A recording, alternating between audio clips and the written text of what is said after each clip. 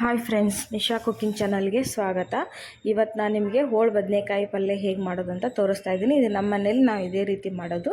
ನೀವು ಕೂಡ ಮಾಡ್ಕೊಂಡು ತಿಂದು ನೋಡಿ ಹೇಗೆ ಅಂತ ಹೇಳ್ರಿ. ಇಲ್ಲಿಗೆ ಬೇಕಾದಂಥ ಸಾಮಗ್ರಿಗಳನ್ನು ನೋಡಿರಿ. ಉಳ್ಳಾಗಡ್ಡಿ, ಟೊಮೆಟೊ, ಹಸಿ ಕೊಬ್ಬರಿ ಪೇಸ್ಟ್ ತೊಗೊಂಡಿದ್ದೀನಿ. ಆಮೇಲೆ ಹುಣಸೆ ಹಣ್ಣು, ಗುರೆಳ್ಳು ಪುಡಿ ಮತ್ತು ಹಸಿ ಮೆಣಸಿನ್ಕಾಯಿ ಖಾರದ ಪೇಸ್ಟ್ ತೊಗೊಂಡಿದ್ದೀನಿ. ಆಮೇಲೆ ಇಲ್ಲಿ ಬದನೆಕಾಯಿನ ಹೆಚ್ಚಿಬಿಟ್ಟು ನೀರಲ್ಲಿ ಹಾಕಿದ್ದೀನಿ. ಕಪ್ಪಗೆ ಆಗಬಾರ್ದು ಅಂತ ಒಂದು ಚಿಟಿಕೆ ಉಪ್ಪು ಹಾಕಿ ನೀರಲ್ಲಿ ಹಾಕಿ ಇಟ್ಕೊಳ್ರಿ. ಇವಾಗ ಇದನ್ನು ನೀರು ಬಸ್ತು ತೊಗೊಳ್ರಿ ಬದನೆಕಾಯಿನ. ಇದಕ್ಕೆ ನೀರು ಬಸ್ತಂಥ ಬದನೆಕಾಯಿಗೆ 1 ಸ್ಪೂನಷ್ಟು ಹಸಿಮೆಣಸಿನ್ಕಾಯಿ ಖಾರದ ಪೇಸ್ಟ್ ಹಾಕ್ತಾಯಿದ್ದೀನಿ. ಆಮೇಲೆ ಇದಕ್ಕೆ ಗುರೆಳ್ಳು ಪುಡಿ ಹಾಕ್ಕೊಳ್ರಿ. ಗುರೆಳ್ಳು ಪುಡಿ ಹಾಕಿದ್ಮೇಲೆ ಒಂದು ಚಿಟಿಕೆ ಅರಿಶಿನ ಪುಡಿನೂ ಹಾಕ್ಕೊಳ್ರಿ. ಆಮೇಲೆ ಕಟ್ ಮಾಡಿ ಇಟ್ಕೊಂಡಂತಹ ಟೊಮೆಟೊನ ಹಾಕ್ರಿ.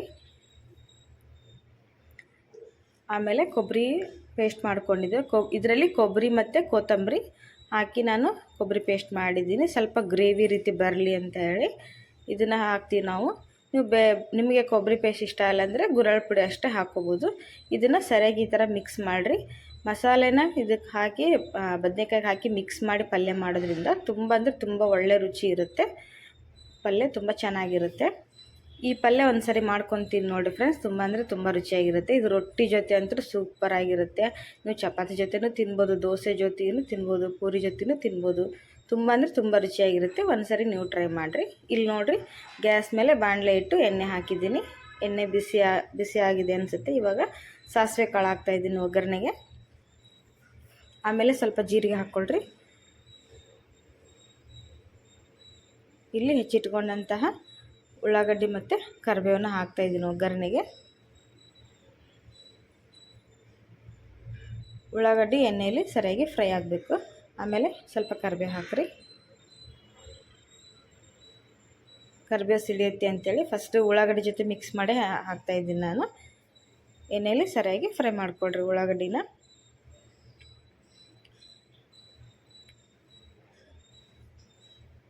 ಉಳ್ಳಾಗಡ್ಡಿ ಫ್ರೈ ಆದಮೇಲೆ ಇದಕ್ಕೆ ನಾನು ಕಲಸಿಟ್ಕೊಂಡಂತಹ ಬದನೆಕಾಯಿ ಎಲ್ಲ ಮಸಾಲೆ ಕಲಸಿದ್ದೀನಲ್ಲ ಅದನ್ನು ಇದಕ್ಕೆ ಆ್ಯಡ್ ಮಾಡ್ಕೊತಾ ಇದ್ದೀನಿ. ಒಂದು ಸ್ವಲ್ಪ ಮಿಕ್ಸ್ ಮಾಡಿರಿ. ಇದನ್ನು ಸರಿಯಾಗಿ ಚೆನ್ನಾಗಿ ಎಣ್ಣೆಯಲ್ಲಿ ಮಿಕ್ಸ್ ಮಾಡಿದ ಮೇಲೆ ಇದಕ್ಕೆ ಇವಾಗ ಹುಣಸೆ ಹುಳಿ ಸೇರಿಸ್ರಿ. ಹುಳಿ ನಿಮ್ಗೆ ಎಷ್ಟು ಬೇಕೋ ಅಷ್ಟು ಹಾಕ್ಕೊಳ್ರಿ. ಇಲ್ಲಿ ಪಲ್ಯ ಕುದಿಯೋಷ್ಟು ನೀರನ್ನು ಹಾಕ್ತಾಯಿದ್ದೀನಿ. ತುಂಬ ನೀರು ಹಾಕೋಕ್ಕೆ ಹೋಗ್ಬೇಡ್ರಿ. ಅದು ಬದನೆಕಾಯಿ ಕುದಿಯೋಷ್ಟು ನೀರು ಹಾಕ್ಕೊಳ್ರಿ. ಹಾಕಿ ಒಂದ್ಸರಿ ಕೈ ಆಡಿಸಿ ರುಚಿಗೆ ತಕ್ಕಷ್ಟು ಉಪ್ಪು ಹಾಕ್ರಿ.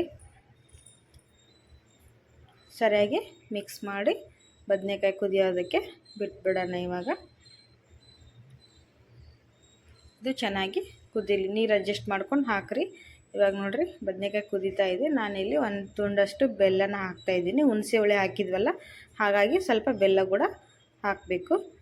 ತುಂಬ ರುಚಿಯಾಗಿರುತ್ತೆ ಪಲ್ಯ. ಬೆಲ್ಲ ಮತ್ತು ಹುಣಸೆಯನ್ನು ಹಾಕೋದ್ರಿಂದ ಬದನೆಕಾಯಿಗೆ ಸೂಪರ್ ಟೇಸ್ಟ್ ಕೊಡುತ್ತೆ.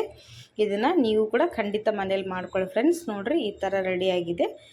ಈ ರೆಸಿಪಿ ನಿಮ್ಗೆ ಇಷ್ಟ ಆಗಿದ್ರೆ ದಯವಿಟ್ಟು ನಮ್ಮ ಚಾನಲ್ಗೆ ಸಬ್ಸ್ಕ್ರೈಬ್ ಮಾಡಿಕೊಡ್ರಿ. ಮತ್ತು ನನಗೆ ಸಪೋರ್ಟ್ ಮಾಡಿರಿ ಅಂತ ಹೇಳ್ತಾ ಇದ್ದೀನಿ. ನಾನು ಇನ್ನೂ ಒಳ್ಳೆ ಅಡುಗೆಗಳನ್ನು ನಿಮಗೆ ಮಾಡಿ ತೋರಿಸ್ತೀನಿ ಅಂತ ಹೇಳ್ತಾ ಇದ್ದೀನಿ. ನೋಡಿರಿ ಫ್ರೆಂಡ್ಸ್, ಈ ಥರ ಪಲ್ಯ ರೆಡಿಯಾಗಿದೆ. ನಾನಿವಾಗ ಸರ್ವ್ ಮಾಡ್ತಾಯಿದ್ದೀನಿ. ರೊಟ್ಟಿ ಜೊತೆ ಇವತ್ತು ಬದನೆಕಾಯಿ ಪಲ್ಯನ ಸರ್ವ್ ಮಾಡಿದ್ದೀನಿ. ನೀವು ಕೂಡ ಮನೇಲಿ ಮಾಡ್ಕೊಂಡು ತಿಂದು ನೋಡಿ ಅಂತ